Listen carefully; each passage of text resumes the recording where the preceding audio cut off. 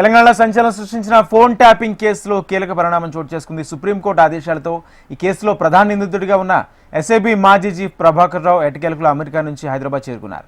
2 రోజుల క్రితమే ప్రభాకర్ రావుకు ఇండియన్ ఎంబసీ ట్రావెల్ పర్మిట్ ఇచ్చింది. దీంతో ప్రభాకర్ రావు హైదరాబాద్ చేరుకున్నారు. ఇవాళ సిట్ విచారణకు ప్రభాకర్ రావు హాజరు కానున్నారు. ఫోన్ ట్యాపింగ్ కేసు వెలుగులోకి రావడంతో అమెరికాలోనే ప్రభాకర్ రావు ఉండిపోయారు. గత ప్రభుత్వంలో పలువురు ప్రముఖుల ఫోన్లను ప్రభాకర్ రావు చెప్తేనే ట్యాప్ చేశామని, ఇదే కేసులో అరెస్ట్ అయిన నిందితులు ఇచ్చిన సమాచారం మేరకు ఆయన సిట్ విచారించనుంది. ఎవరెవరి ఫోన్లు ట్యాప్ చేశారు, ఎవరు చెబితే ఫోన్లు ట్యాప్ చేశారని ప్రభాకర్ రావును సిట్ ప్రశ్నించనున్నట్లు సమాచారం. ఇక ప్రభాకర్ రావు విచారణలో మరికొందరు పేర్లు వెలుగులోకి వచ్చే అవకాశం ఉందని సిట్ అధికారులు భావిస్తున్నారు.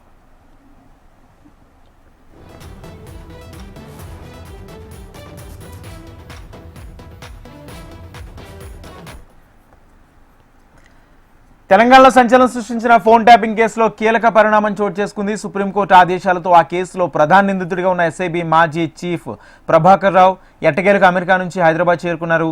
2 రోజుల క్రితమే Prabhakar Rao Indian embassy travel permit ఇచ్చింది. ఇదే అంశానికి సంబంధించి పూర్తి సమాచారం మా హైదరాబాద్ బ్యూరో చీఫ్ రమణ అందిస్తారు. రమణ. రాజేంద్ర, అంటే హైదరాబాద్ అయితే చేరుకున్నారు ప్రభాకర్ రావు, కానీ మరి ఈ రోజు విచారణకు హాజరవుతారా లేదా అన్నదే ప్రస్తుతం ఉత్కంఠగా మారింది. ఆయన దానికి సంబంధించి మాత్రం సిట్కు సంబంధించి ఎలాంటి సమాచారం అయితే ఇవ్వలేదు. ఈ 2 రోజుల్లో ఆయన ఎప్పుడైనా విచారణకు హాజరయ్యే అవకాశం అయితే కనిపిస్తోంది. ముఖ్యంగా విచారణ అయితే చాలా కీలకం కాబోతుంది. ఎందుకంటే మొత్తం ఈ కేసులో ప్రధాన నిందితుడిగా ప్రభాకర్ రావు ఉన్నారు. ఆయన కింది స్థాయి అధికారులంతా కూడా ఆయన పేరు చెప్పారు. కాబట్టి ప్రభాకర్ రావు ఇచ్చేటువంటి ఆయన ఇచ్చే సమాచారం మేరకు, ఆయన ఇచ్చేటువంటి వివరణ మేరకే ఈ కేసులో కొంత పురోగతి లభించే అవకాశం ఉంటుంది. దానిలో సిట్ కొంచెం ముందుకెళ్లే అవకాశం ఉంటుంది. రాజకీయంగా కూడా సంచలనంగా మారిన కేసు, అంటే రాజకీయ ఎఫెక్ట్ ఉన్న కేసు కాబట్టి కొంత రాష్ట్ర వ్యాప్తంగా కూడా చర్చనీయాంశంగా ఈ కేసు ఉంది కాబట్టి చాలా జాగ్రత్తగా దీన్ని ప్రస్తుతం అయితే దర్యాప్తు కొనసాగిస్తున్నారు. మరి ప్రభాకర్ రావుకు సంబంధించి అయితే ఎలాంటి సీరియస్ యాక్షన్ తీసుకోవద్దు, అది అరెస్ట్ లాంటి చేయొద్దంటూ కూడా సుప్రీంకోర్టు ఆదేశాలు ఇచ్చింది. ఈ క్రమంలో ప్రభాకర్ రావును విచారించి ఆయన నుంచి పూర్తి స్థాయి సమాచారం, అంటే ఈ ట్యాపింగ్ ఏదైతే ఆరోపణలు ఉన్నాయో అవన్నీ వాటికి సంబంధించి, ఆ ట్యాపింగ్ ఎప్పుడైతే గవర్నమెంట్ మారిందో ఆ సమయంలో దానికి సంబంధించి ఆధారాలను కూడా చెప్పివేసే ప్రయత్నం జరిగింది. ఆ కుట్ర పనుల్లో పాత్రలు ఎవరు, ఇలాంటి అనేక క్వశ్చన్స్ ఆయన అడిగే అవకాశం ఉంటుంది. ఆ తర్వాత వీటికి సంబంధించి ఎవరైతే ట్యాపింగ్ సంబంధించిన ఆరోపణలు ఉన్నాయో వాటికి సంబంధించి పూర్తి స్థాయి క్లారిటీ ప్రభాకర్ రావు నుంచి తీసుకునే అవకాశం ఉంటుంది.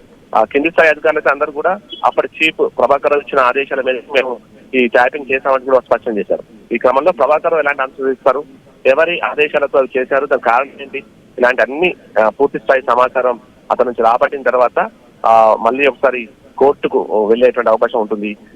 ఆ తర్వాత తదుపరి చర్యలు తీసుకునే అవకాశం ఉంటుంది. సో మరి అతను చెప్పే పేర్లను బట్టి, అతను ఇచ్చేటువంటి సమాచారాన్ని బట్టి ఈ కేసులో మరింత పురోగతి సాధించే అవకాశం ఉంటుంది.